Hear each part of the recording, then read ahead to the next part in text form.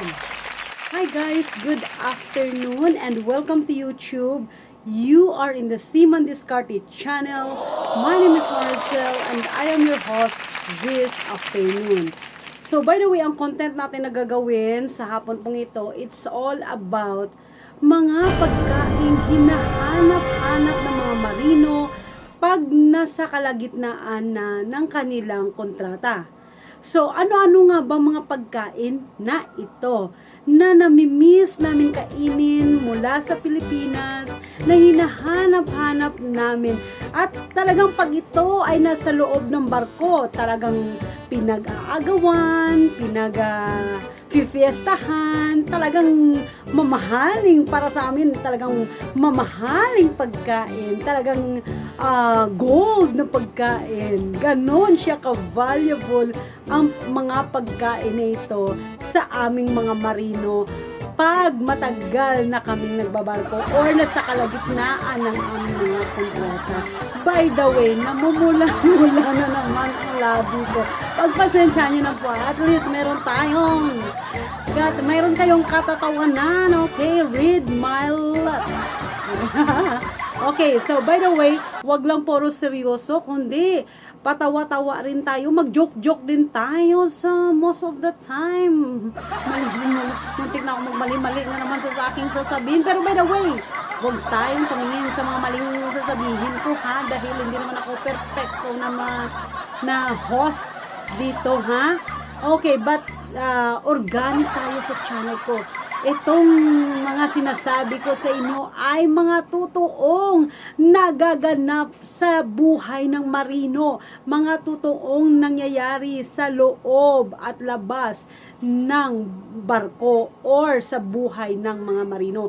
Kaya kung ikaw na viewers ko na gusto mong malaman kung ano yung buhay marino, at kung ikaw naman ay gusto mong mag-apply bilang marino, sundan mo na ang channel ko. Dahil ito ay mula sa mga ex-crew, mga newly hired crew, and mga aplikante pa lamang. Okay, so wag na nating patagalin. Ano-ano nga ba mga pagkain na to na hinahanap ng mga marino kapag sila ay nasa kalagitnaan na ng kanilang kontrata? Okay, so number 1 in our list is kumikita na ng 300,000 or 400,000 pero ito ang kinakain. Tsananana, nakikita ba? Okay, noodles, cup noodles, pansit canton. Yan ang isa sa mga pinagfifiestahan sa barko. Okay, maniwala ka dahil ako'y ex-crew na. I have 17 overall sea-based experience. Kaya sa channel ko na to, totoong mga na-experience at mga nalalagap ko ng mga kwento ng buhay ng mga kapwa nating marino. Kaya isa ito sa mga pinifestahan, isa ito sa mga gold na pagkain ng mga marino sa loob ng barko. O napag-akyat pa lang, syempre, medyo pagkain barko muna. Masasarap naman ang pagkain sa barko. Pero minsan darating din kami sa punto na mamimiss din namin ang mga lutong bahay sa Pilipinas. At isa na ang napakadaling lutuin, pampatanggal ng gutom, pampabilisan, noodles, cup noodles or pansit canton. Hindi mawawala yan sa aming mga marino. Okay, ano pa ba ang pangalawa natin? Ito pa pala. So, meron na tayong pansit canton and then cup noodles, ha? Sample lang to, ha? Pero pag nasa ibang lugar ka, syempre, yung mga cup noodles and pansit canton din nila. Normally, like migoring, yan, mga sikat na pansit canton yan sa ibang bansa. Okay? Pero dito sa Pilipinas, ito yung pinakita ko kasi wala naman akong migoring dito or wala ako ng mga pansit canton ng mga Norway or mga European. So, ito lang muna yung halimbawa ko. Pero isa rin to sa mga hinahanap at pinifiestahan sa loob ng barko. Any cup noodles or any pancit canton. Okay, pangalawa is bagoong. Bagoong, pero wala akong demonstration ng bagoong. Pero any kind of bagoong. Pinifestahan yan pag nasa loob na ng barko. Lalo na pag nasa kalagitnaan na kami ng aming kontrata na namimiss na namin ang mga lutuing Pilipino, mga lutuing pambahay. Bagoong. That's in our number 2 list. Pangatlo, ano nga ba ito? Tananan! Tuyo. Kahit anong klaseng tuyo. Yan, isa yan sa mga hinahanap-hanap ng marino, pinagfifiestahan. Pag naamoy na namin yan na may tuyo ka, pahingi bro, pahingi ka baro. Okay, pag kinain namin ito, nakakalimutan namin ang mga pangalan namin. Joke. Okay, so tuyo is our number 3 in the list. Any kind of tuyo, okay? So, isa yan sa mga hinahanap ng marino, lalo na yung mga ex-crew, yung mga matatagal na sa pagbabarko. Sawang-sawa na kami sa, take note maging reality tayo dito, maging realidad tayo sa channel ko. Huwag tayong hipokrita or hipokrito. Totoo naman talaga na minsan nakakasawa, di ba? Kahit nga sa bahay tayo, pag yan na lang lagi ang ulam, magsasawa ka rin.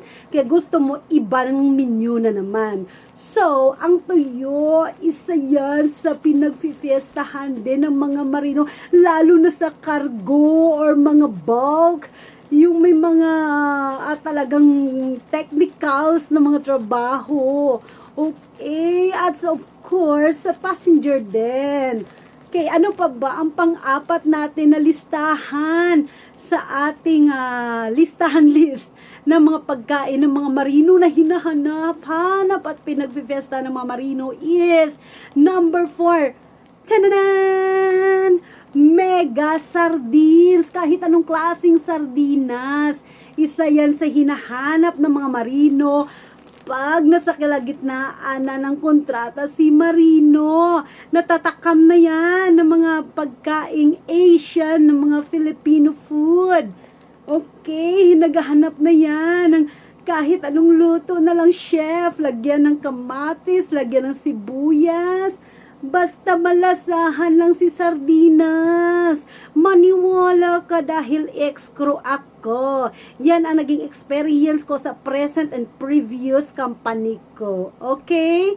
So, kung ikaw pa lang ay hindi pa nakapagbarko or aplikante pa lang sa channel ko, magkakaroon ka ng idea kung ano ba ang mga nangyayari sa loob ng barko. Okay, kung ikaw ay nasa cargo or bulk, anak ko po sa mga lalaki dyan, ito ang kadalas na kinakain ng mga marino.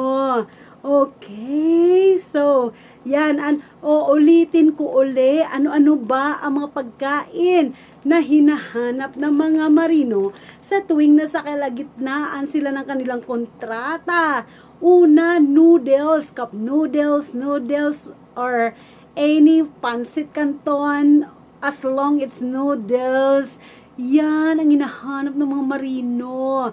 Pangalawa, bagoong. Bagoong ang hinahanap din ng mga marino. Pangatlo natin, tuyo. Kahit anong tuyo or daing, hinahanap ng marino yan. Pang-apat is sardinas. Hinahanap ng mga marino yan. Pero hindi ko sinasabi sa channel na ito na bago ka aakyat ng barko, magdala ka niyan dahil may rules ang bawat country. Baka mamaya maharangan ka sa immigration.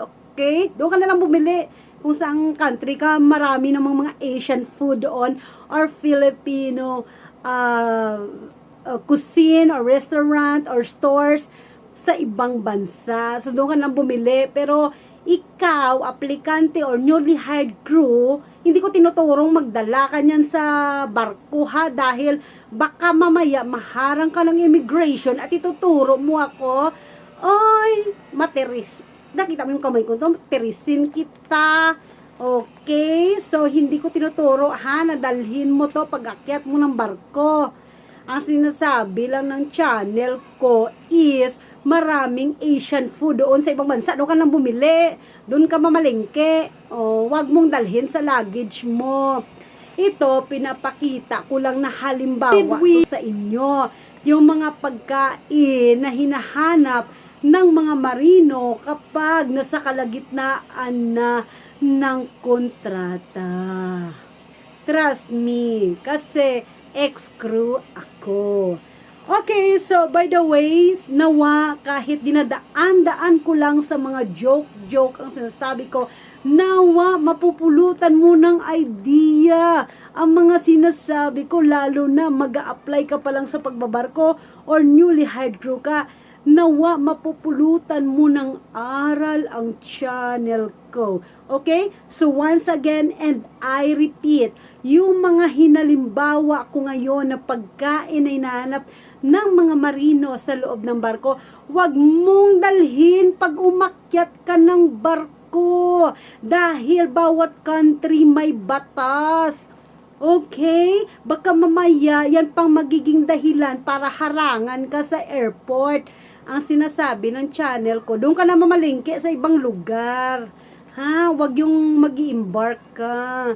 Okay? So, don't worry. Maraming Asian food sa ibang bansa. Maraming Filipino grocery or mini mart sa ibang bansa. Okay, so nawa nagkaroon ka ng idea sa hapong ito, sa content ko, at nawa makatulong to sa iyo. At kung tingin mo helpful ang channel na ito, my friend, please subscribe my YouTube channel and like also, and then share this to your friends, to your relatives na gustong magkaroon ng idea kung paano ang buhay marino, paano magbarko, at para sa gustong magbarko, para mag-guide kayo. Okay, so maraming salamat. Once again, you are in the Seaman Discarded channel. My name is Maricel, and bon voyage, kabaro! Bigyan mo ako, ha? Tirhan mo ako ng toyo.